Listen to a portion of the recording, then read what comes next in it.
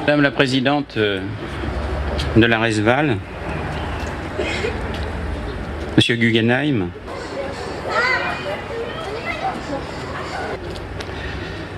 Monsieur l'inspecteur d'académie,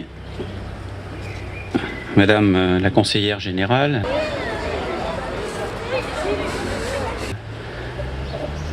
Madame l'adjointe, Mesdames, Messieurs les conseillers municipaux, Messieurs les officiers supérieurs,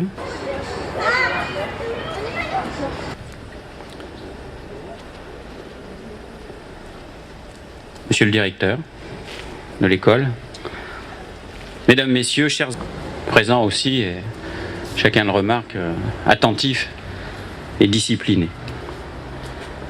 Je suis particulièrement ému de venir ici ce soir dévoiler la plaque en mémoire des 5 enfants de l'école Mirabeau arrêtés en juillet 1942. Ces 5 enfants, issus de 2 familles tourangelles, ont ensuite partagé le sort funeste des enfants déportés parce qu'ils étaient nés juifs. Cette cérémonie est douloureuse, mais nécessaire pour perpétrer le souvenir de ces enfants victimes de la barbarie et d'un ordre politique dont l'ignominie l'a disputé à la mécanique glaciale de la destruction industrielle et systématique d'un peuple. Il n'y avait qu'une raison aux déportations d'enfants juifs.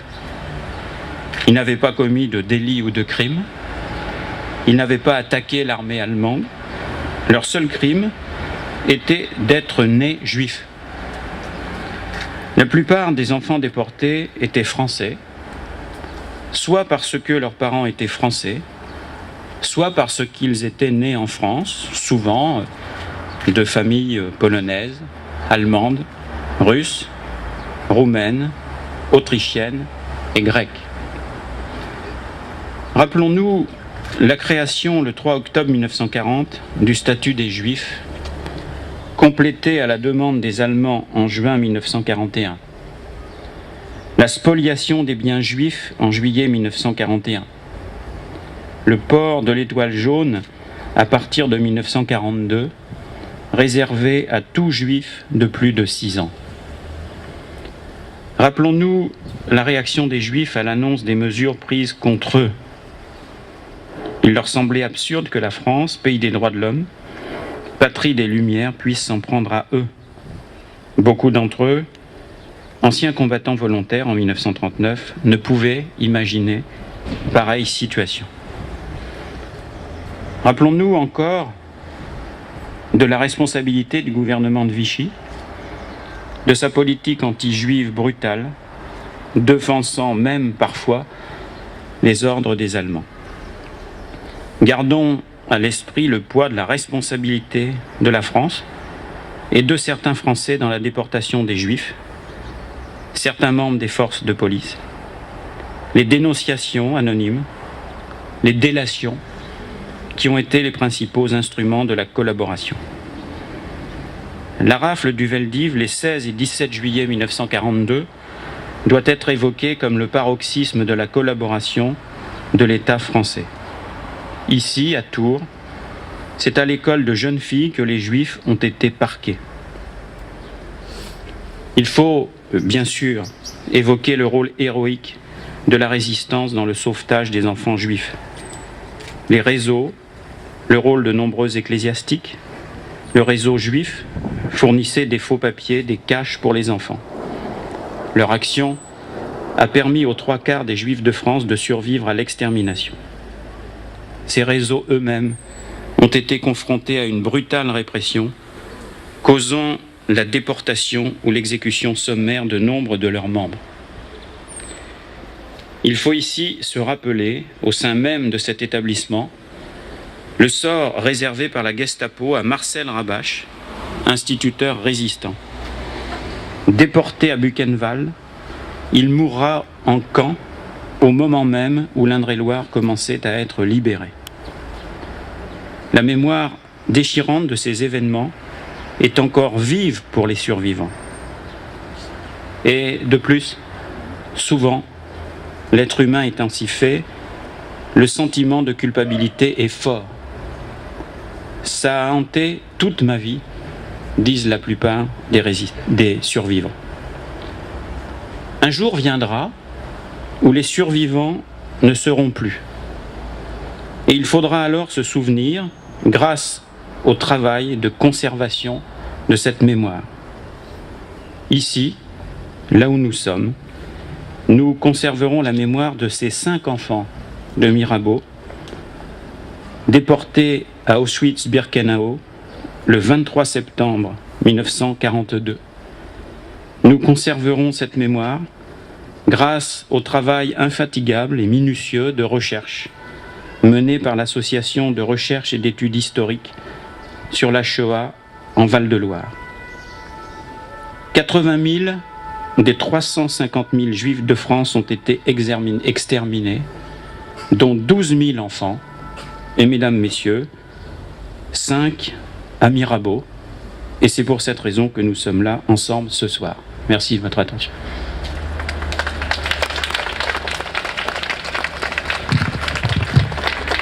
Norbert et René Cronenberg sont nés de part et d'autre du Rhin. L'aîné en 1930 à Stuttgart, le plus jeune en 1934 à Strasbourg. Entre les deux dates, les nazis ont été élus par le peuple allemand. Leurs parents, Chaim et Léa, venaient de Pologne. Victimes de l'antisémitisme, ils avaient fui vers l'ouest. Joseph, Estelle et Paulette Sommerstein sont nés à Nancy. Leurs parents, Libert et Alta, eux aussi, avaient fui la Pologne antisémite avec leurs 2 aînés. La déclaration de guerre les rattrape en France. Ils sont évacués avec les Alsaciens mosellans vers la Gironde. Dès l'arrivée de Pétain au pouvoir, ils sont stigmatisés en tant que juifs. C'est pour cette seule raison qu'un arrêté d'internement est pris à leur encontre, ainsi qu'à plusieurs centaines de compagnons d'infortune. Ils arrivent tous au camp de la Lande à Mont, près de Tours, le 5 décembre 1940. C'est alors que les services préfectoraux fabriquent plusieurs centaines de cartes d'identité sur lesquelles on voit des dizaines d'enfants portant leur numéro inscrit sur une ardoise, ainsi que les mentions tamponnées en rouge « Juifs, étrangers surveillés ». Rapidement, les internés étrangers non juifs sont libérés et embauchés localement. Le régime du camp n'est pas très sévère jusqu'en décembre 1941. Les évasions de familles entières se multipliant, le préfet réclame la clôture du camp et la plus grande sévérité dans la surveillance. Plusieurs familles ont été autorisées à habiter et travailler à Tours. Ainsi, les Cronenberg habitent 19 rue Jules Moineau. Chaim est employé comme horloger et les 2 garçons entrent à Mirabeau. Les Sommerstein s'installent au 14 rue Jules Moineau. Libert est embauché comme cordonnier. L'aîné des enfants, Jacques, devient apprenti coiffeur et Maurice, le 2e, entre à l'école Pigier. Les 3 plus jeunes fréquentent le groupe scolaire Mirabeau. En juin 1942, ils doivent porter l'étoile. Tous, sauf Paulette, qui n'aura 6 ans qu'en octobre de l'année suivante. Paulette n'aura jamais 6 ans. Ayant senti la menace et croyant être le seul visé, Chaim Cronenberg se cache. Il sera le seul survivant de ces 2 familles. Lors de la rafle de la nuit du 15 au 16 juillet 1942, les polices allemandes et françaises arrêtent Libert Sommerstein, les 2 mamans et les 7 enfants. Libert est emmené à la Lande avec son fils aîné.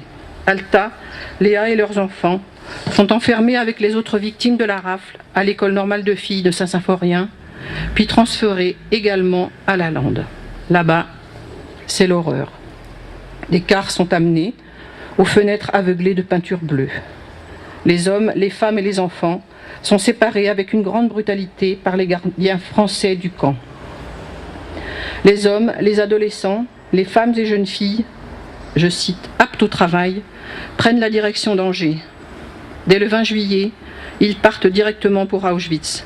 Parmi eux, Léa Cronenberg, Libert et Alta Sommerstein. Elles ont dû laisser leurs petits au camp. Ils y restent jusqu'au 21 septembre. Quelques femmes s'en occupent. 3 baraques du camp sont attribuées aux petits de 1 à 6 ans. Le 4 septembre, un premier convoi a transféré la plus grande partie des internés à Drancy, dont Jacques Sommerstein, qui a 17 ans. Le 21, c'est au tour de René, Norbert, Maurice, Joseph, Estelle et Paulette de partir, seuls pour Drancy. 2 jours plus tard, c'est le départ pour l'inconnu, pour 135 ex-internés de la Lande. Parmi eux, Arlette et Frédéric Feldman, 1 et 2 ans, nés à Tours, Edith Viola, née à Mont, âgée de 37 jours, Nicole Mantel, née à Mont, âgée de 21 jours, et tant d'autres.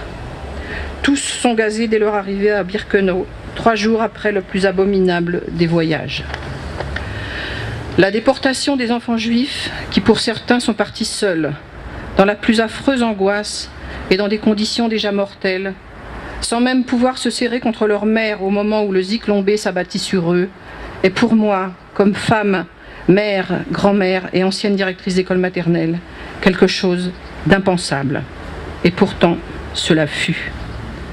J'ai voulu les tirer du néant, de l'oubli, où ils sont ensevelis depuis plus de 60 ans, dans la même indifférence qui a permis leur martyre, les noms de ces enfants, pour rappeler qu'ils étaient nés pour vivre, jouer, aimer, travailler et transmettre, et non pour être détruits comme des êtres nuisibles parce qu'ils étaient juifs. Seuls des enfants juifs furent déportés de Touraine.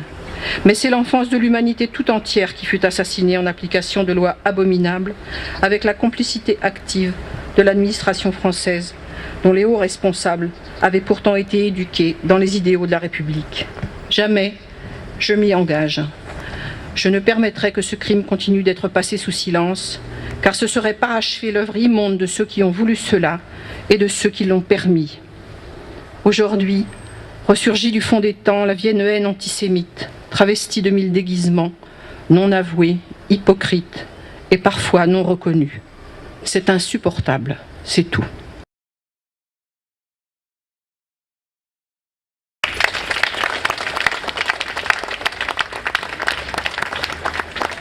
Monsieur le maire, Madame la présidente, Mesdames et Messieurs les élus, Mesdames et Messieurs les enseignants, les parents d'élèves, les élèves, c'est un peu difficile de parler après Madame la présidente. Simplement, si j'ai souhaité être présent, c'est parce que nous sommes dans une école. Et que l'école, c'est le contraire de ce qu'on vient de nous dépeindre. C'est-à-dire que l'école, ça doit être un cadre de tolérance et de respect de l'autre.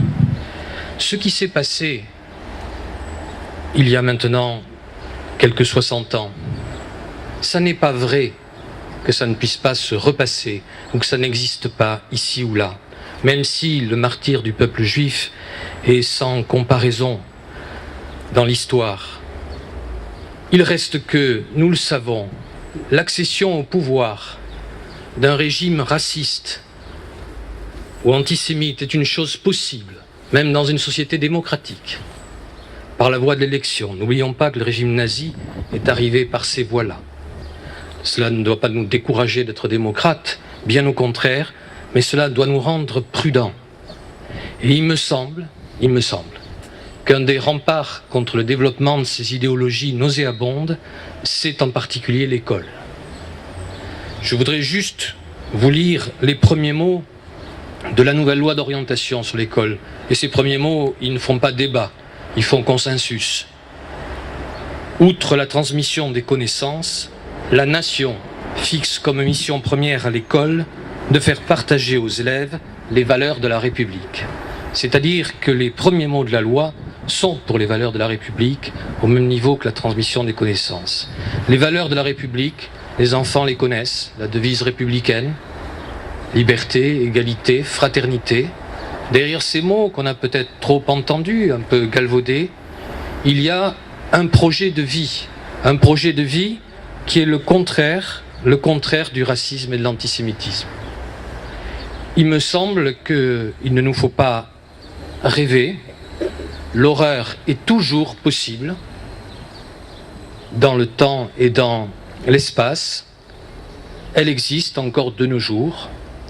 Des choses comparables, des choses qui reposent sur le rejet de l'autre.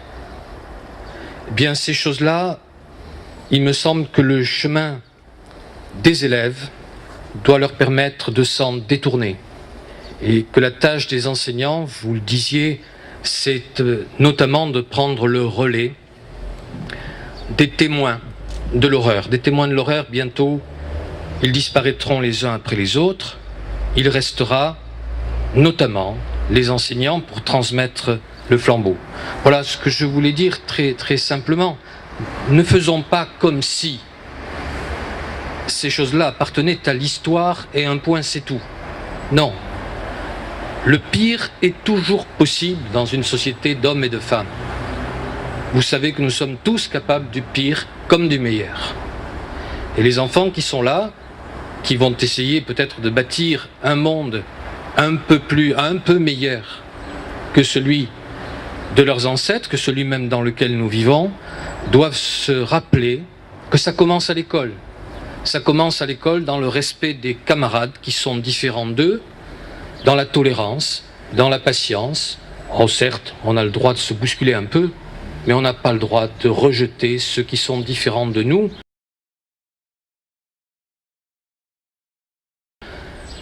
Car c'est là que se niche le racisme. Donc dès l'école, c'est ce combat-là que nous menons. J'invite les enfants à le mener, mais vous savez qu'ils ne peuvent pas le faire sans le témoignage des adultes. Alors tous, n'acceptons nulle part, ni jamais, le racisme, ni l'antisémitisme. Merci de votre attention.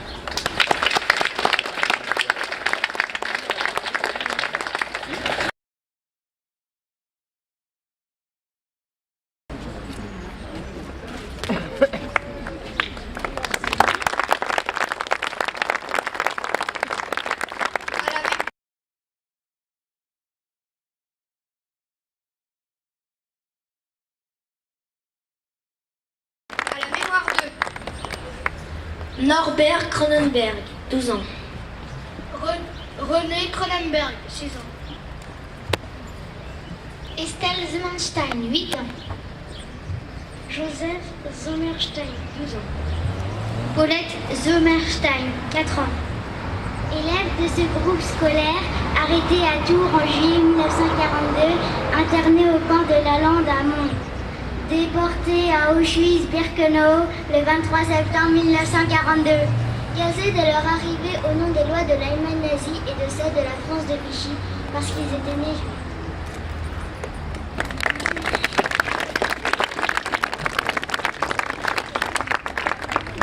juifs. Sur Auschwitz, conférence donnée par Madame Annette Wieworka, 18h à l'Hôtel de Ville.